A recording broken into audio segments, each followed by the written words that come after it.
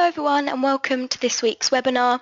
Today's webinar will be taken by Tarryn, who will be talking us through the different sources of business finance. She will teach us how to identify the different sources of finance, distinguish between the terms, conditions and costs of different sources, and understand the impact of them. I'm just going to say, if you've got any questions during the webinar, just pop them in the question box and I'll ask Tarryn the questions as we go along. So yeah, I'm going to pass over to Tarryn now and we'll get started. Great. Hi. Thanks, Sydney. Thanks for the intro. Welcome, everyone. Glad you could join us today. As Sydney has said, we're going to be talking about the sources of business finance. And let me move one slide forward and let's just recap what it is we're going to be covering today. As Sydney mentioned, we're going to have a look at the different sources that can be used to finance business operations. We're going to try and understand the kind of terms and conditions and costs associated with these different financing mechanisms. And then finally, we're going to have a look at the impact on key balance sheet metrics that changing the capital structure, which is changing the financial mix of the business, might have. So that's broadly what we're going to be covering today. As Sydney said, if you've got any questions along the way, perhaps you are running a business, perhaps you're thinking about raising additional capital for a business, perhaps you want to start a business. If you've got any questions along those lines or on anything else that we cover in the workshop, please do feel free to sort of jump in with those questions. I do think sometimes it's better to address them as we go rather than wait to the end. So let's make this as interactive as possible. Okay, just a sort of recap on some of what could be called accounting terms for people that maybe this is a completely new topic for them. So when we talk about a business, we've really got three broad brackets that we group things into when it comes to accounting and when it comes to the record keeping of the business and the structuring of the business. So we've got assets in a business. Now these are the items that the business owns and uses in the production of future income.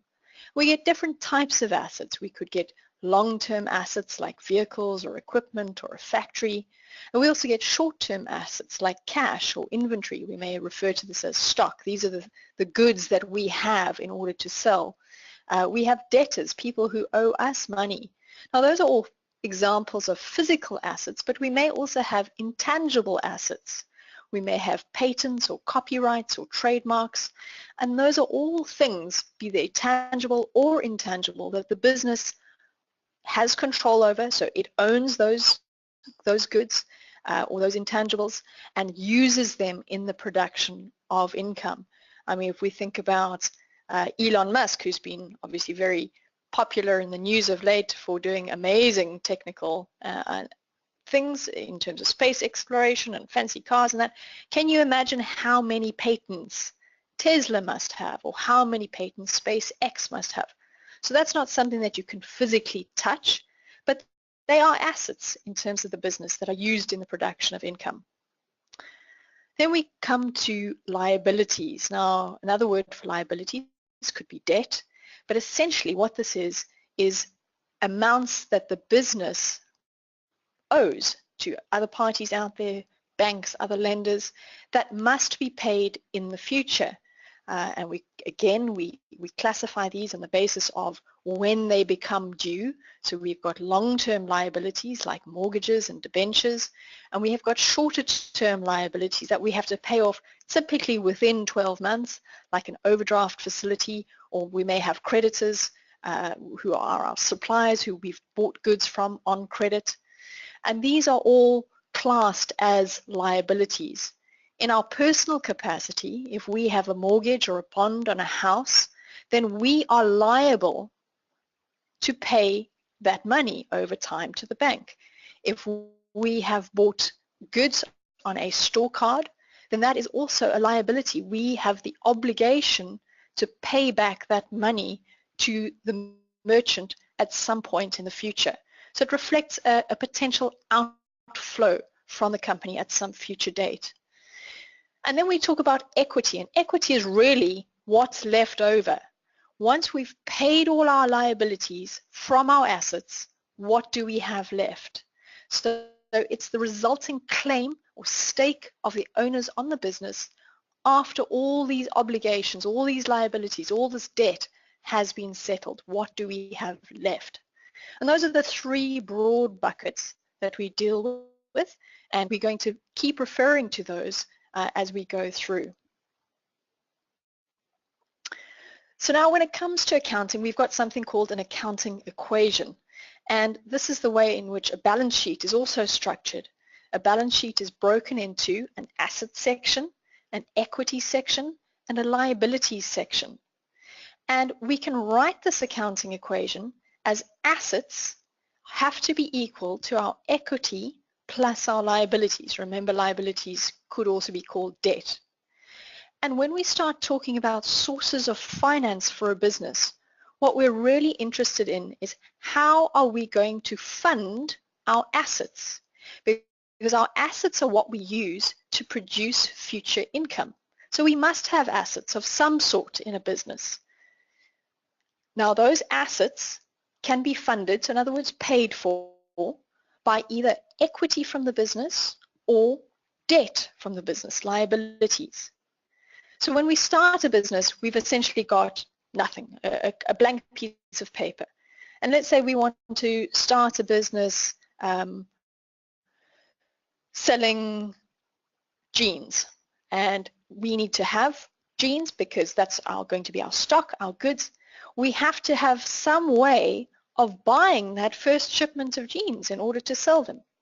So we need to fund that asset purchase, and we can either fund it through equity or we can fund it through debt, and those are the different sources, different avenues for business funding. So let's have a look at what debt funding is all about. And quite often, you know, there is an inherent fear or dislike of debt funding. People think, well, I don't want to borrow money, I don't want to have to owe anybody in the future. But there are actually some good things to debt funding. And in the right mix, debt funding can be very powerful within a business. So what is debt funding? Well, it falls into that liabilities category, and it really refers to money or funding borrowed from another party with the intention to repay at some later date. And typically associated with debt funding is a rate of interest that needs to be paid to the lender for making this funding facility available. Now we get different types of debt funding. Debt can be classified as secured debt. Now what do we mean by this? Well, in sort of finance terms, we would say the borrower provides collateral as security against the debt, but let's sort of just unpack what that means in real world terms. So what is collateral? Collateral is really a basket of assets that the bank, who are the lender, can attach if you as the borrower fail to pay. So let's say I'm a business and I want to go and borrow money from the bank because I want to extend my factory, that I've got a manufacturing concern. And so I go to the bank and say, please, can I borrow £100,000 because I want to extend this factory?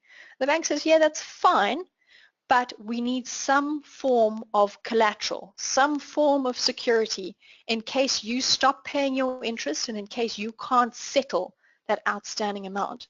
I say, well, I'm just a sole trader. What I can do is I can put up my house as collateral. So I will use my house, my residential property that I own, as collateral to my business debt. So what happens in that instance is if for whatever reason the business can no longer pay on its £100,000 debt, the bank says, well, I've got your house, your residential house as collateral, as an asset, and I will come and attach that in order to settle the debt. So that's what collateral means, and what it means is that that debt is secured. The bank knows that there's some asset that they could go after in the event that you stop paying that debt. So obviously secured debt makes it lower risk for the lender, and hopefully that makes it cheaper for the borrower. But you've got to think quite carefully about what you're going to put in your collateral basket and what the banks will accept as collateral. Now the converse of that is unsecured debt, where there is no collateral. So if you start to default, which is the term we use for stop paying your interest and stop paying down the principal of your debt, so you are now in default, the bank can't come after anything against that loan. It's unsecured. So that is obviously more risky for the lender and has consequences for the borrower as well in terms of how much they need to pay for interest on that debt.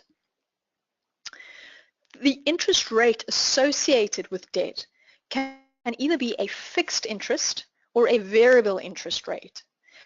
Now, fixed interest rate means that that interest rate is set over the term of the loan. And in the housing market, particularly in the US, back in sort of 2006, 2007, it was very easy to get fixed interest debt. You could go to the bank and say, I want a 20-year mortgage on a house, and I'm going to fix my rate at 4%. And it doesn't matter what happens in the economy, the rate is 4%. There's some good things about that in that it gives you certainty. You know exactly, particularly as a business, you know exactly how much you're going to pay in terms of interest every month. It doesn't vary. But if prevailing interest rates drop, then you've got an expensive rate potentially. If prevailing interest rates go up, you're going to think that's a good deal because you're locked in at a lower level. Variable interest rate debt means that the interest rate that I'm paying on my debt fluctuates with the prevailing market conditions. And typically a bank would quote some sort of benchmark rate, maybe it's a rate like LIBOR, or if you're in Europe, a rate like Euribor, or if you're in the US, maybe they would look at treasury bills as some sort of benchmark rate plus a premium. So some sort of prime rate plus a premium on the debt. And that would then change the interest rate amount as the prevailing interest rate changes over time, dependent on market conditions. Now we've also got different maturity brackets on debt. Now maturity really means when do I have to pay back the loan? So our maturity, it could be a short-term loan. In other words, I need to pay back the money quite soon, typically within 12 months. It could be a medium-term loan. Maybe we would be looking at somewhere between 2 and 5 years where that principal amount would need to be paid back. Or it could be a long-term loan, and that would be something like a mortgage, which may extend for 20 or 30 years. So we've got these different debt maturity brackets, and let's have a look at the type of financing that goes into these different brackets. When we're talking about short-term debt, this is really part of what is called working capital management, and it tends to be bridging finance, so perhaps a short-term overdraft from the bank. Maybe you've got a big supply coming in that you need to pay for now in order to get a discount, and so you're going to borrow money just on a temporary basis from the bank. So that's some sort of bridging loan. So very short-term in nature, sometimes just a couple of days of bridging finance. When we buy from our suppliers on credit, then that is a form of short-term debt. We owe them the money at some point in the future. Short-term debt, there tends to be a higher risk to the lender, which means that there's a higher interest rate for the borrower. So you know that if you've got a credit card, you know what kind of interest rate you're paying. Dependent on where you are in the world, it's probably something around 17 to 25%. And if you contrast that to the interest rate you may be paying on a mortgage or a housing bond, the mortgage the interest rate on the mortgage bond will be a lot lower because of that different maturity. So short-term debt, expensive, but obviously pretty instant and will be paid back quickly.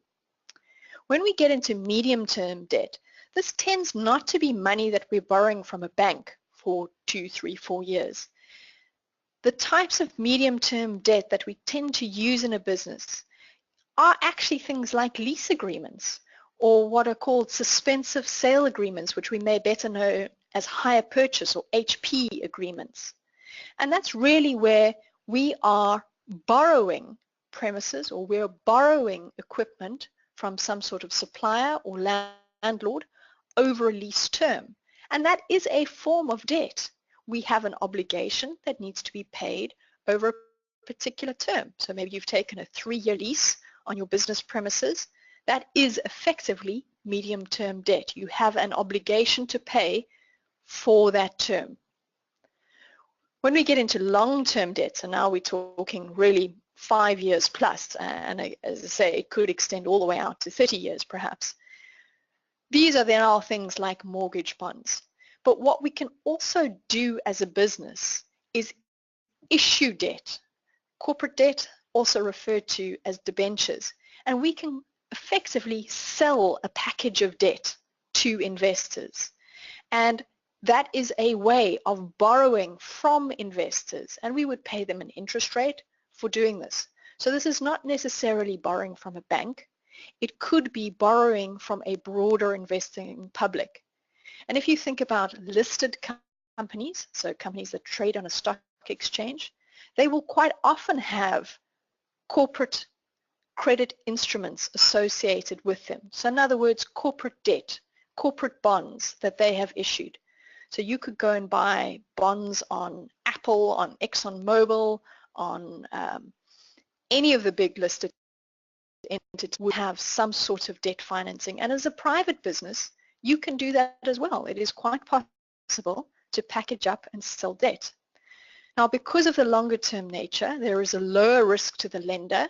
So the lender may be a bank who's extended you a mortgage over your business premises, or the lender may be the investing public who have said, yes, we're going to lend you this money, and in return, we will receive an interest rate. When it is on a corporate bond like that, we call it a coupon.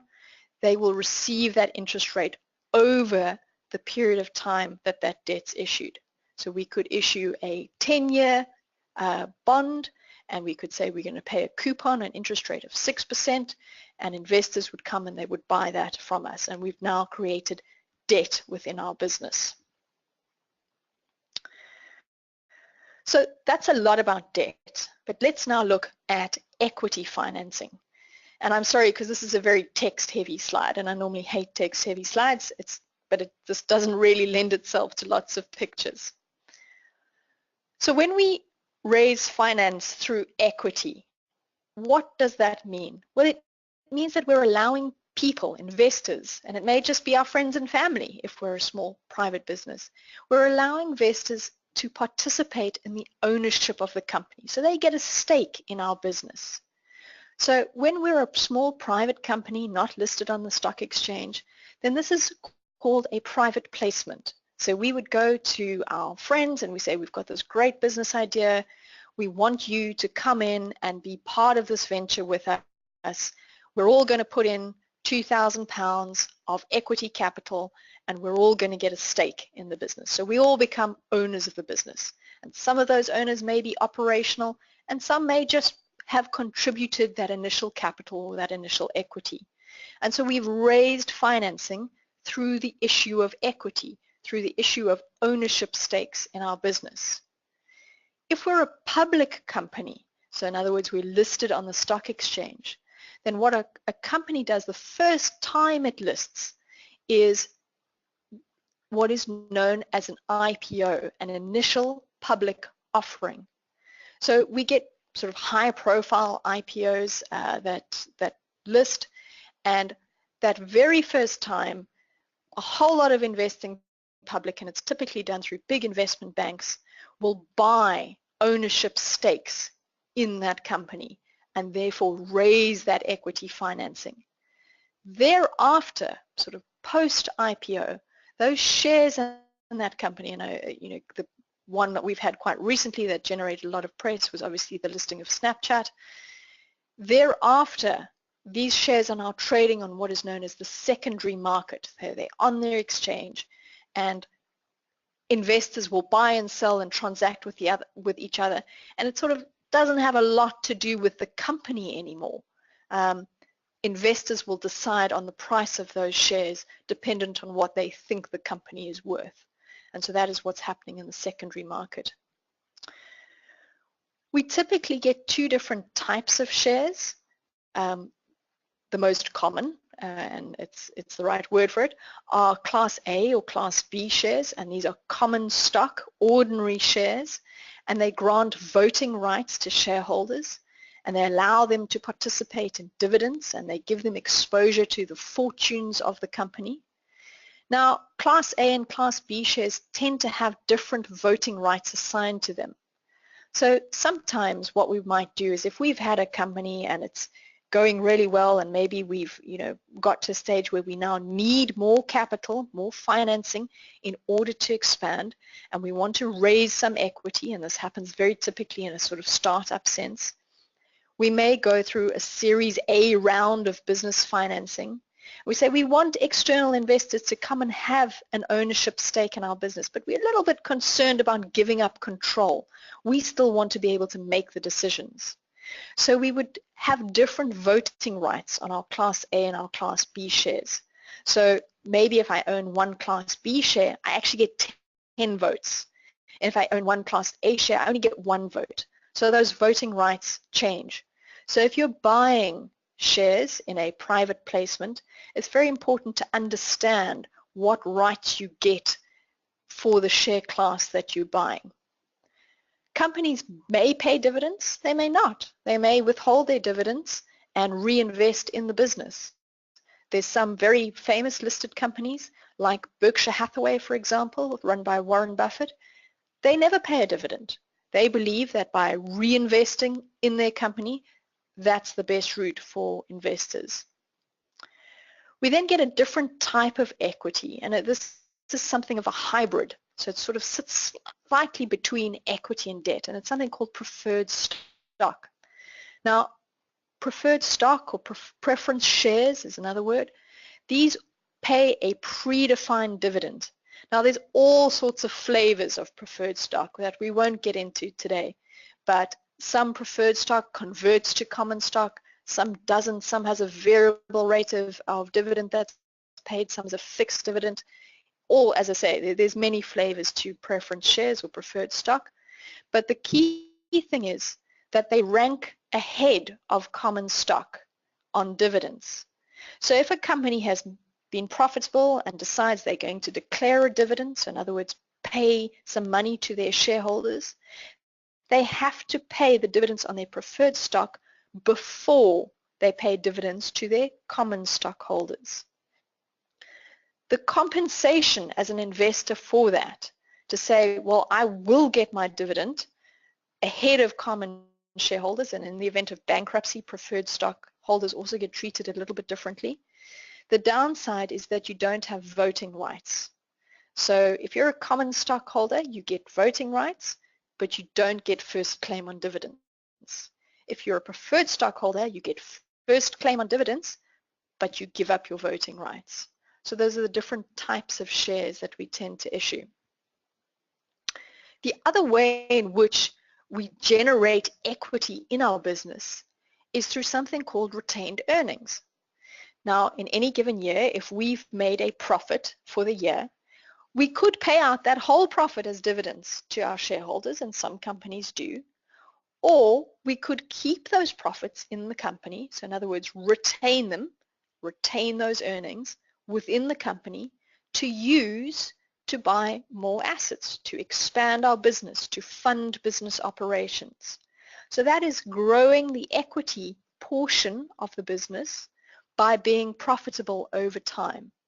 So we keep plowing those earnings back into the business. And what it means is that we don't then need to issue debt or issue more equity. Our business is sort of self-sustaining.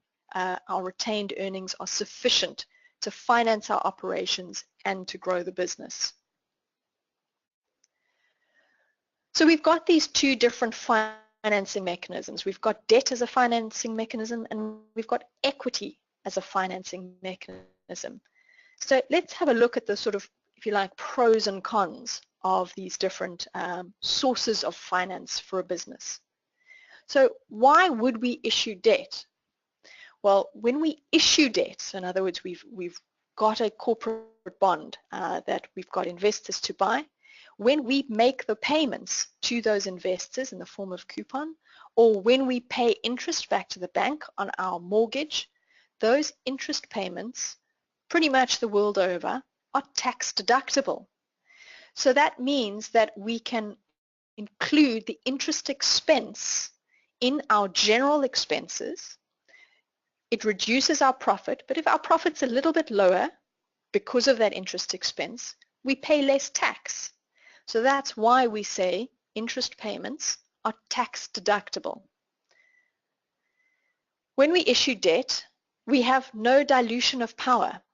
Debt holders carry no voting rights in the company. So we can issue debt and the debt holders can't come and tell us how to run our business. They can't claim dividends. They can't tell us that as a management team we're doing a bad job. So there's no sort of splitting of power. Debt tends to be easier than issuing equity, particularly if we are a public company. To do a new issuance of equity is a difficult and expensive process. To issue a corporate bond is actually quite easy. In the same way, if you are a startup company, you may actually find it a whole lot easier to go to the bank and get a loan than to try and find investors who want to come into your business. The downsides of issuing debt is we actually have a contractual or a legal obligation to pay that interest and the principal amount on the maturity of that debt. So let's say our company fortunes are not going so well. We're struggling to make ends meet. We can't say, well, you know, this quarter, this year, I think I'm going to skip that interest payment. We have a legal obligation to pay the interest, and if we don't pay, then our lenders will come after us for the money. And if our debt is secured, then they will come after that basket of collateral assets for the money.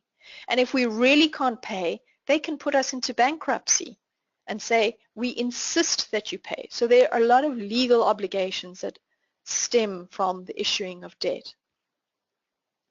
When we issue debt, it worsens our what are called liquidity and solvency ratios, and we'll have a look at those in a bit. But I think that sort of intuitively makes sense. When we issue debt, it comes with an associated interest payment. So that interest is using up some of our cash. So our liquidity, which is a measure of how much cash we've essentially got in the business, means that we've now got less cash because we're paying that interest expense. So those liquidity and solvency ratios deteriorate. Sometimes when we issue debt, it effectively closes off other avenues of financing. So if we've got a big mortgage over a factory premises and the interest rate is quite high and we're going to have to work hard every month in order to generate enough to pay the interest rate, no bank is going to extend you more of a loan to buy a new piece of equipment. So in that way, once you've almost indebted yourself, it makes it more difficult to then raise other debt because the additional lenders don't want to take on the risk of you defaulting on the debt. If we have a look at equity, well, in contrast to the tax deductible nature of interest payments on debt, when we pay a dividend, it's not tax deductible. So we sort of feel the full cost of the dividend.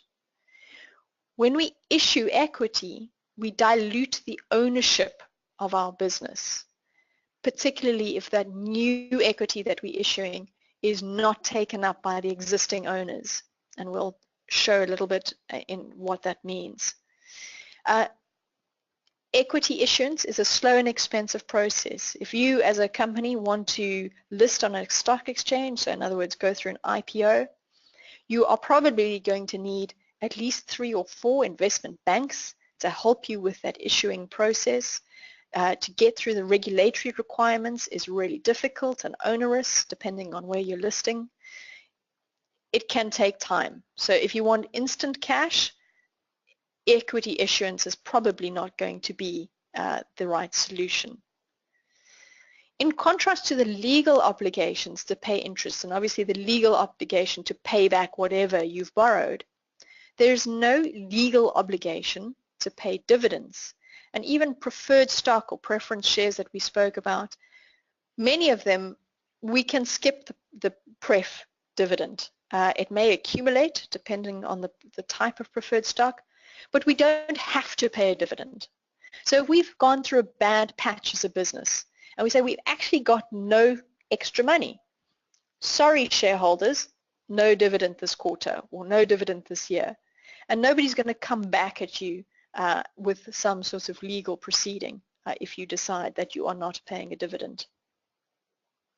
When we issue equity, it actually has the converse effect to debt issuance in that it improves our liquidity and solvency ratios, and we'll see this in action in a bit. And again, conversely to debt issuance, if we've issued equity, there's nothing to say we can't still go and issue debt. It doesn't close off those avenues of financing to us. So let's have a look at what the issuance of debt or the issuance of equity might mean and what impact it might have on business metrics.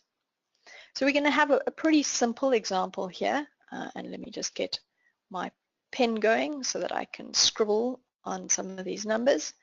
So here are our three brackets that we've got that we typically find on our balance sheet. We've got our assets section, we've got our equity section, we've got our liabilities section.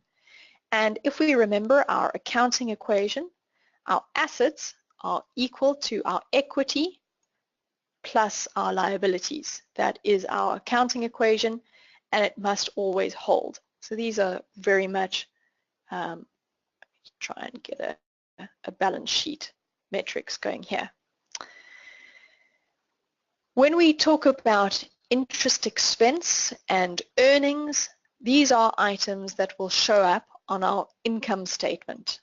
So if we've issued debt and we have an expense to pay with that, we will see that interest expense line item come through in the expenses section on our income statement.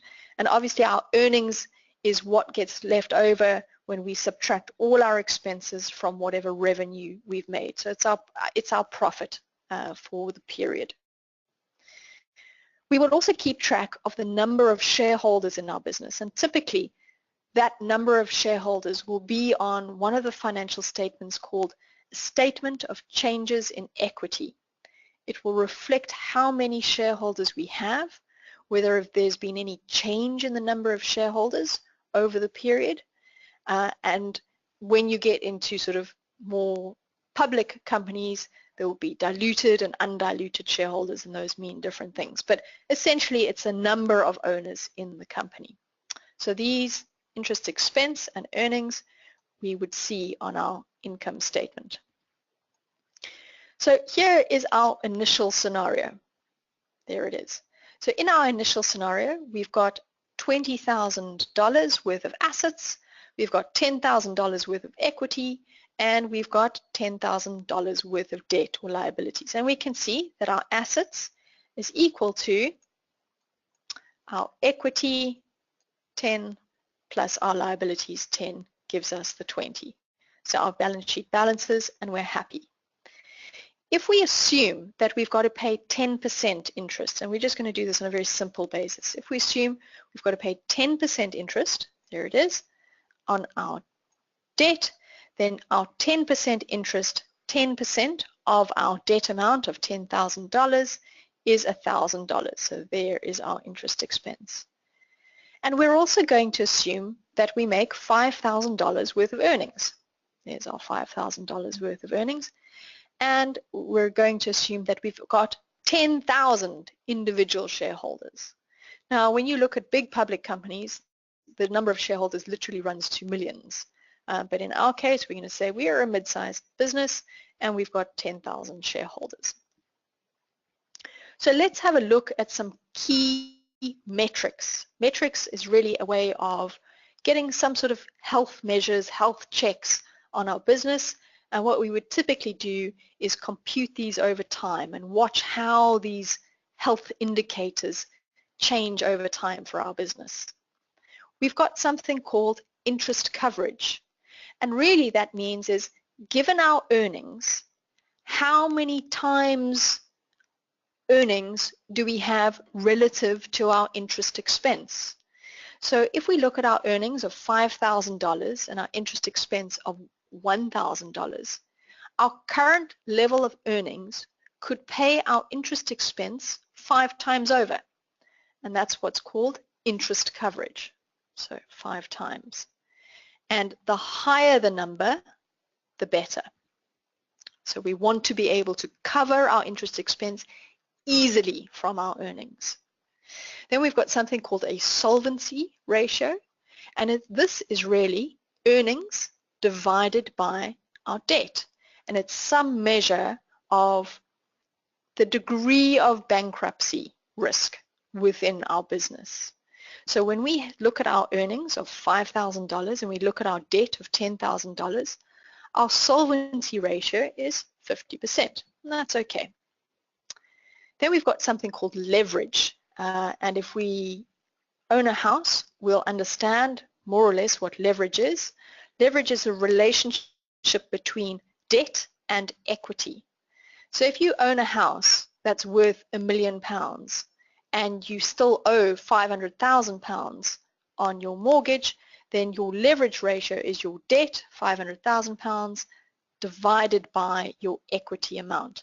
And that gives you a degree of how much equity you've got in your house. The dangerous situation is when you owe £1 million and your house is only worth £500,000. Then we would say you have got negative equity. Your debt outstanding is an amount greater than the equity, the value that is left behind. But in this instance, we've got a debt to equity ratio of 1 time. So our debt and our equity are equal to each other. And that's an indication of leverage.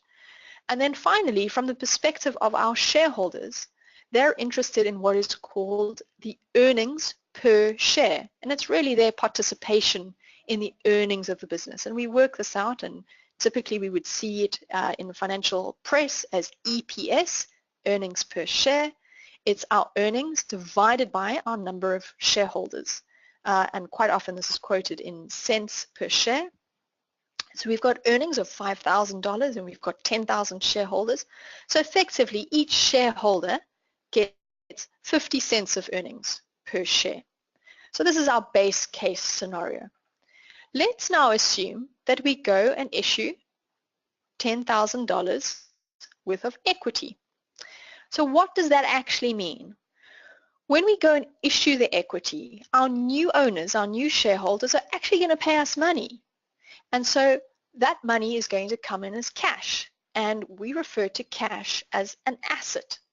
So our equity will increase, but in order to hold our accounting equation true, our assets must also increase by that equity financing amount.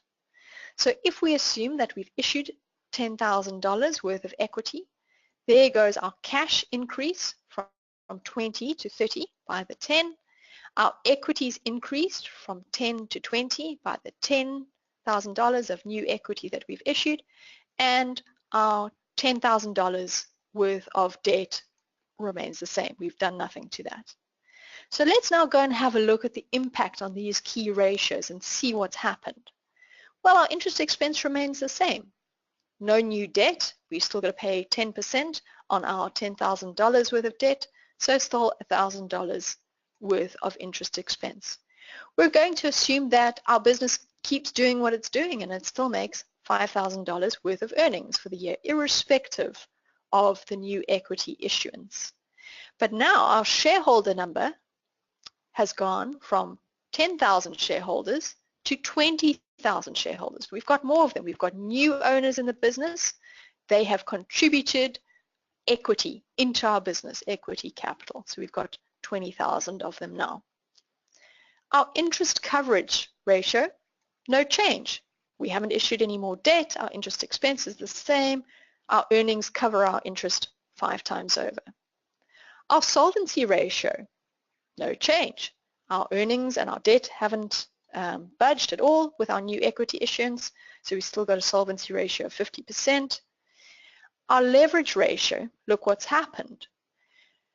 Our equity has increased, but our debt has remained the same. So our leverage ratio has gone down. It's gone down from 1 times to half times.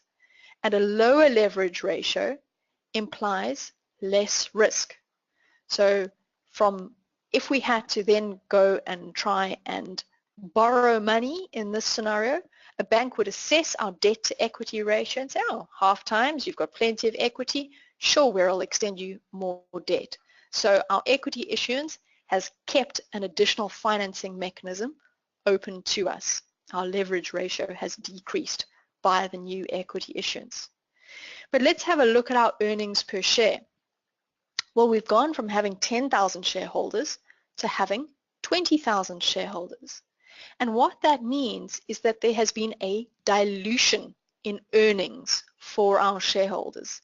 Instead of each shareholder getting 50 cents per share, each shareholder now only gets 25 cents per share. So when we issue equity, we are diluting the earnings of the existing shareholders, and they may not like that. What we're also doing is we're now saying we've got 20,000 shareholders whose voices are going to want to be heard when we make decisions on the business. And that's when shareholder activism comes into part, and a lot of investors like being active shareholders, and they like going to the annual general meetings, and they like voting on management decisions and resolutions.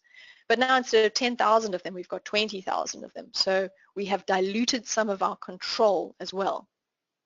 So that's the impact of an equity issuance. Let's assume that we didn't issue equity and instead we went and borrowed $10,000 worth of debt. Let's have a look what happens. Now again, when we go and borrow the money, that cash lands in our bank account, and that cash is an asset. So our assets will increase by the 10. So our assets go up to 30. Our equity is now the original amount, because we're assuming that we've gone from our original, we've issued debt of $10,000, and we now have more debt, $20,000.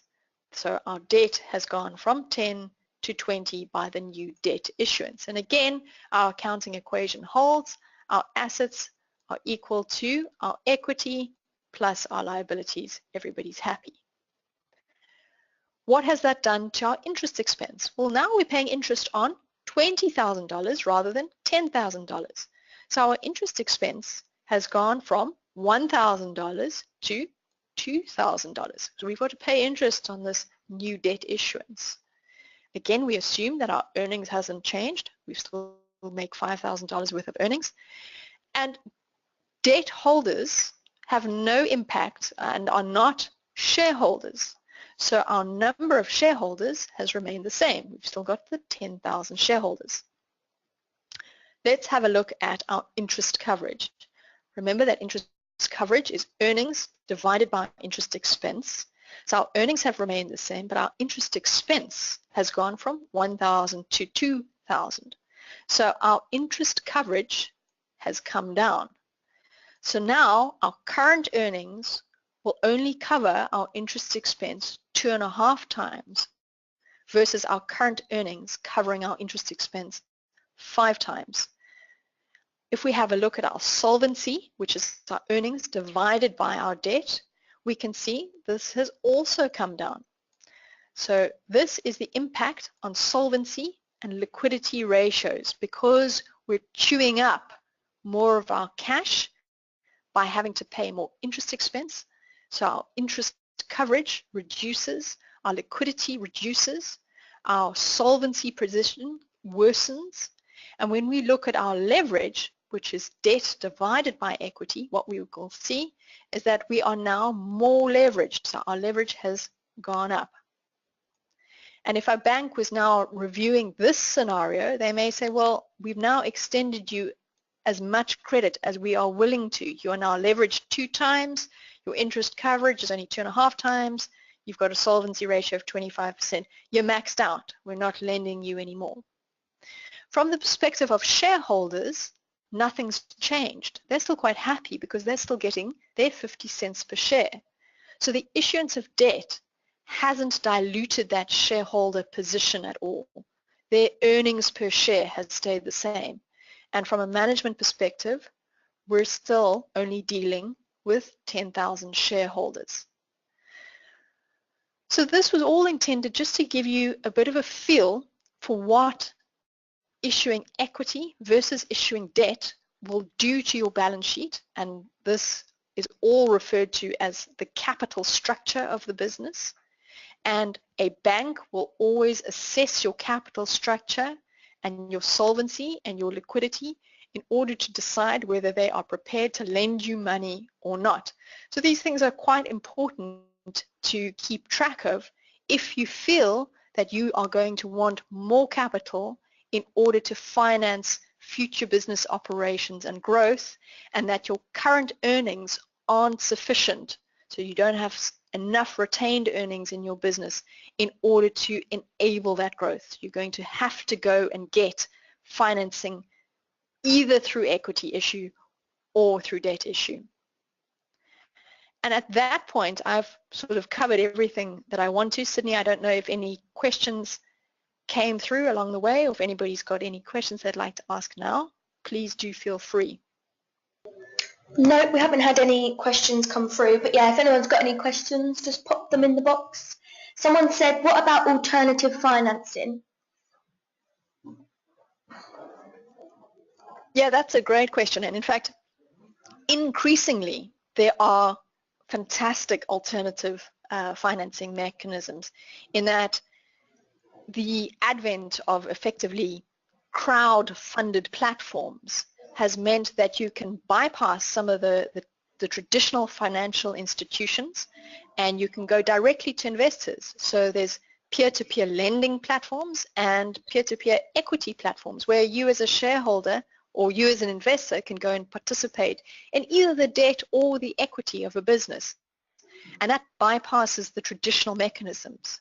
If I'm a business and I've gone on to a peer-to-peer lending platform and I've said, here's my business, I want to raise £10,000, I've still got to reflect that debt on my balance sheet, and I'm still going to have to pay those debt holders an interest rate. So there are other mechanisms now of raising that money, but the ultimate impact is going to be the same. Another alternative financing mechanism, I guess, is going to private equity funds or to venture capital firms or to angel networks. And these are all alternative ways of, I guess, bypassing the traditional banking and investment banking routes to financing. Great, so we've actually got quite a few questions now. Solomon says, when we say earnings here, are we referring to net profit? Yes, that is correct. So earnings are our net profit. It would be after tax, but before we've paid dividends to our shareholders. So when we look at our earnings amount, we've got to decide whether it is sufficient to pay our shareholders a dividend, or whether we're going to rather say we will retain that in the business and use that to finance business growth, which means we then don't have to issue equity or debt. John says, how does the number of investors reflect the business model? John, it's quite dependent on, I guess, what the business is and what stage it is and how it's raised its capital. So if we go onto almost like a crowd-funded equity platform, we may end up with, 20,000 very small equity holders, because that is just the avenue we've gone through to finance. We may be a startup organization, in which case it's just me and a partner, so there's 2 shareholders. So the number of shareholders, I guess, is dependent on how the business has been financed and which avenue it has been financed through. It doesn't really tell you much about whether this is a good business or a bad business. Cool. Chris says, different lenders will have different generic requirements. Is there a source to show roughly the sorts of criteria each of the lender types might have? That's a good question, Chris. I think what you're asking is what sort of assessments would a lender make in determining how much to extend to you, at what price to extend to you, and for how long to extend to you. And that's all part of effectively a credit assessment process. Different banks will have different credit assessment processes, but typically if you're a business, they're going to want to see probably 3 years of financial statements. They're going to want to see that you have sufficient liquidity, that you're doing a good job in managing your business. It'll also be dependent on how much personal collateral you're prepared to put up. Are you prepared to put up your house as collateral against the business borrowing? Increasingly, when we look at crowdfunding platforms, they're starting to use, I guess, what may be called soft data in order to make that credit assessment. So in other words, a typical bank is going to want to see accounting data, financial statements, whereas increasingly peer-to-peer lending platforms will say, yeah, financial statements are all good and well, and we'll look at those and we'll look at your tax returns and all of this kind of things, but at the end of the day, the credit decision is about whether somebody will pay or not, and it kind of comes down to the personality type of the borrower. So increasingly they're looking at what is called soft data. So let's have a look at your social media profiles. Let's see what kind of a person you are. Let's see how, there's even one firm that, dependent on whether you answer their credit assessment form all in caps or in lowercase or in a mix of caps and lowercase, they feel that tells them something about your psychological profile and whether you are a risky prospect or not. So there's no one size fits all to the kind of generic requirements. I guess the banks are much more generic than these newer avenues of lending.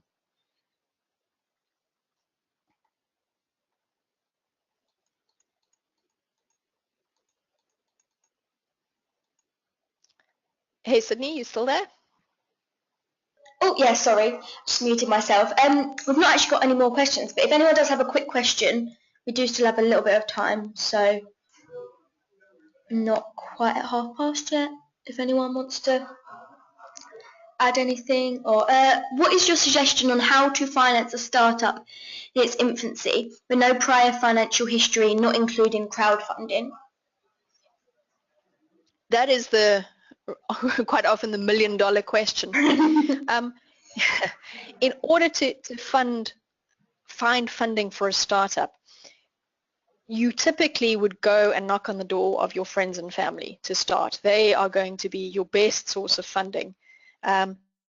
What you're going to need then is effectively a business case, a business plan. You're going to have some way of demonstrating what your business model is, what the market size is, what the opportunity is, how you're going to make money, what sort of levers your business is reliant on in order to make money. So let's say I want to start a dentist business and I want to, polish people's teeth and offer orthodontic treatment, and I'm going to have a budget that says, well, this is how many people I think I can see each day, each month. This is how much rent is going to cost me. This is how much my dental license is going to cost me. This is how much my front desk person is going to cost, telephone, water, the whole lot. And you're going to have effectively modeled that out so that people can see whether this is a viable business or not, given that it is all a projection. So it's very much a budgeting process. But as I say, when you're a startup, your friends and family are going to be tapped first. Having exhausted that supply, you're going to look for angel investors. And now in this day and age, there's also a lot of angel platforms that are out there where you can go and put your pitch deck, your budget, maybe you've shot a little clip on who you are and who your team is and why this is such a great opportunity. And essentially you've got to entice people to give you some capital for your business, because startups are risky and a lot of startups fail. So you've got to be able to show why you are the team, why you've got the idea to make this all happen.